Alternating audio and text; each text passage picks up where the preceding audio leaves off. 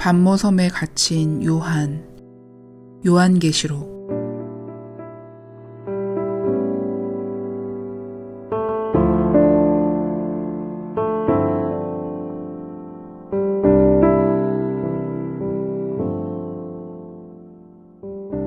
이제 성경 가장 마지막에 나오는 이야기를 할 차례야. 이 이야기는 예수님의 제자 중 한 명인 요한에 대한 이야기란다. 사람들은 예수님의 제자들을 사도라고 불렀어. 그러니까 이 이야기는 사도 요한에 대한 이야기야. 로마 황제가 이스라엘과 그 주위 많은 나라를 다스리고 있었다는 것을 기억하니? 처음에 로마 황제는 자기 나라에 사는 사람들이 예수님을 사랑하고 믿고 따르게 되어도 신경을 쓰지 않았어. 그리스도인들을 괴롭히지 않고 그냥 내버려 두었지. 하지만 이 일이 일어날 즈음에 로마 황제는 그리스도인들을 싫어했단다. 이 황제는 예수님에 대해 조금도 알고 싶지 않았어. 예수님에 대한 이야기를 하는 사람들은 모두 감옥에 가두거나 벌을 주었단다. 많은 그리스도인들이 죽음을 당하기도 했지. 그런데 요한은 황제의 명령 따위에는 전혀 신경 쓰지 않았어. 요한은 가는 곳이면 어디든지 예수님이 하나님의 아들이라는 것과 모든 사람을 사랑하신다는 말을 전했어. 예수님에 대한 이야기를 계속하다가는 위험한 일이 생길지도 모르는데 말이야. 결국 요한은 잡혀서 감옥에 갇히게 되었단다. 요한은 죽임을 당하지는 않았지만 대신 아주 다른 종류의 벌을 받게 되었지. 군인들이 요한을 배에 태우더니 바다 한가운데에 있는 작은 섬으로 데리고 가는 것이었어. 그 섬은 반모섬이라는 곳이었단다. 섬에 도착한 군인들은 요한을 해변에 내려놓았지. 그리고 배를 타고 자기들만 떠나버렸어. 요한만 혼자 반모섬에 내려놓은 채 말이야. 섬에 혼자 남게 된 요한에게는 예수님에 대해 전할 사람이 주위에 한 명도 없는 거야. 요한에게는 말할 수 없이 큰 슬픔이었지. 이제 요한이 할 수 있는 일이 아무것도 없는 걸까? 아니야. 예수님은 요한이 할 수 있는 다른 일을 많이 준비해 두셨단다. 어느 주일 아침이었지. 요한이 해변에 쓸쓸하게 앉아 있는데 아주 놀라운 일이 일어났단다. 요한이 아주 신비한 것을 보게 되었어. 마치 요한이 꿈을 꾸는 것 같았지. 하지만 그것은 꿈이 아니었어. 요한은 맑은 정신으로 분명히 깨어 있었거든. 요한이 본 것은 환상이었어. 우리는 그런 일을 환상이라고 부른단다. 그 환상 속에서 요한은 아주 신비한 것들을 보게 되었어. 맨 먼저 예수님이 요한에게 가까이 오셨지. 요한은 소스라치게 놀랐단다. 예수님은 그전과는 전혀 다른 모습을 하고 계셨어.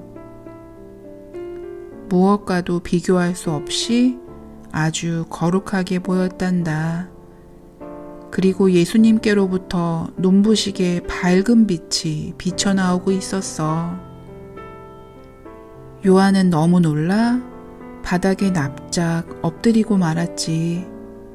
감히 고개를 들고 쳐다볼 수가 없었어.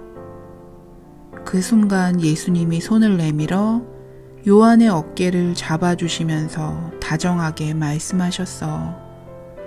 요한아, 놀라지 말아라. 바로 나다. 내가 할 중요한 일을 알려주겠다. 앞으로 일어날 일들을 너에게 보여줄 것이다.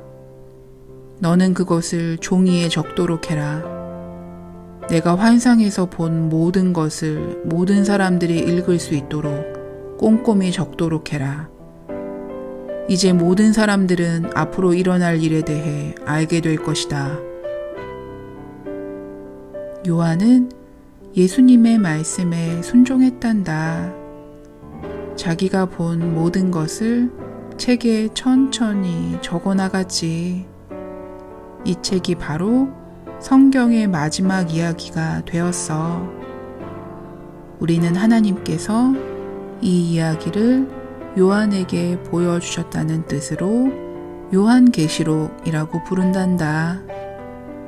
계시는 사람이 알 수 없는 것을 하나님께서 가르쳐 알게 해주셨다는 뜻이야. 환상 속에서 요한이 본 것은 무엇이었을까?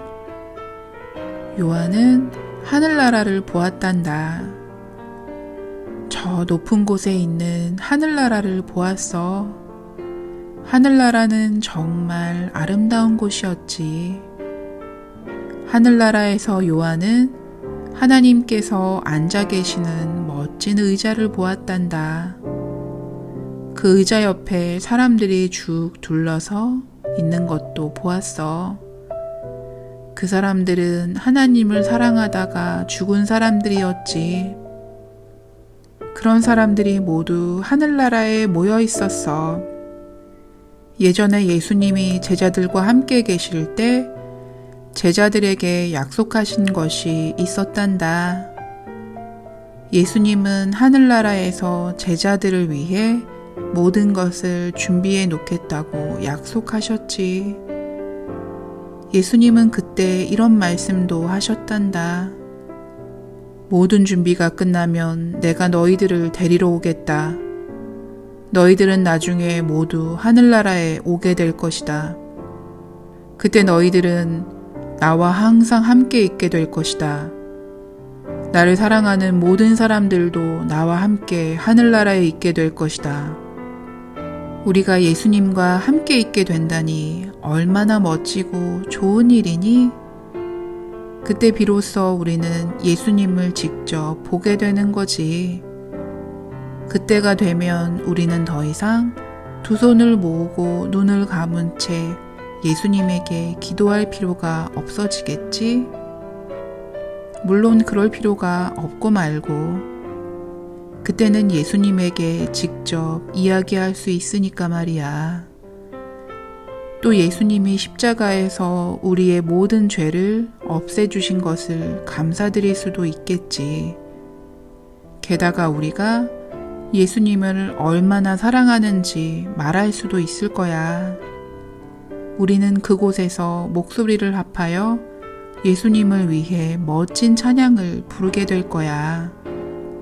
우리는 더 이상 슬프거나 아프거나 불행하다고 느끼지 않을 거야. 하늘나라는 이 세상에서 가장 멋진 곳이거든. 요한은 환상 속에서 더 많은 것을 보았단다. 예수님이 어떻게 왕이 되시는지 보았어. 어떻게 하늘의 왕이 되시고 땅의 왕이 되시는지도 보았지. 예수님은 온 세상의 왕이 되실 거야. 모든 사람들은 예수님 앞에 무릎 꿇고 경배하겠지. 요한은 사탄이 벌을 받는 것도 보았단다. 사탄은 하나님을 질투해서 그분에게 불순종하고 나쁜 일을 서슴없이 하는 나쁜 천사야. 사탄은 모든 사람을 불행하게 만들고 싶어 하지. 오래전 아담과 하와가 에덴 동산에 살 때부터 두 사람을 벌써 불행하게 만들었어. 그 후에도 사탄은 할 수만 있으면 사람들을 불행하게 만들려고 애쓴단다. 하지만 이제 모든 것이 끝나버렸어. 사탄은 벌을 받아 앞으로는 절대로 사람들을 괴롭힐 수 없게 되었어. 절대로. 요한은 환상 속에서 더 많은 것을 보았단다. 하지만 어떤 것들은 이해하기가 정말 어려운 것들도 있지.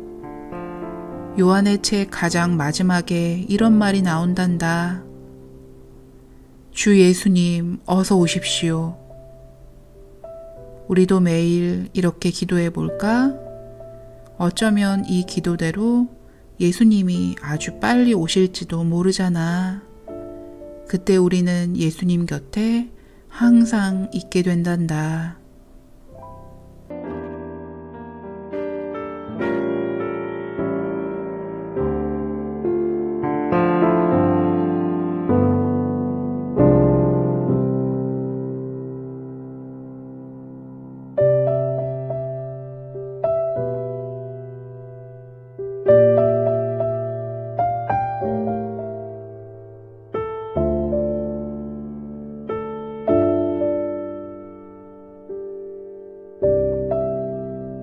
오늘까지 두란노 이야기 성경 구약과 신약 말씀을 들었습니다. 잠시 휴식한 뒤 4월 19일 월요일 새로운 말씀으로 돌아오겠습니다.